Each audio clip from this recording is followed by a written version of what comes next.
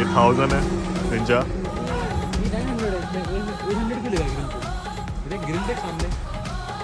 नहीं भाई 800 ही है, यहाँ पे भी स्टिकर है 800 का।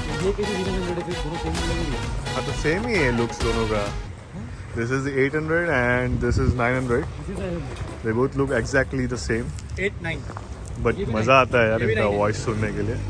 एंड ये भी आई थिंक 9 ही है, 900। And this is the new one cbr650r। Awesome bike it is. Long ride नहीं करता। हाँ संडे राइड के लिए ठीक है। लंबा लेके जाएंगे ना, आदमी लंबा हो जाएगा। नहीं कैसा है ना, ये जो चलाते हैं उन लोग को आदत रहता है इसका। ये गाड़ी वाले जो है ना इनको आदत रहता है ये गाड़ी का, तो देखो नहीं कर सकेंगे आप 8-10 घंटा चला के देखो। अच्छा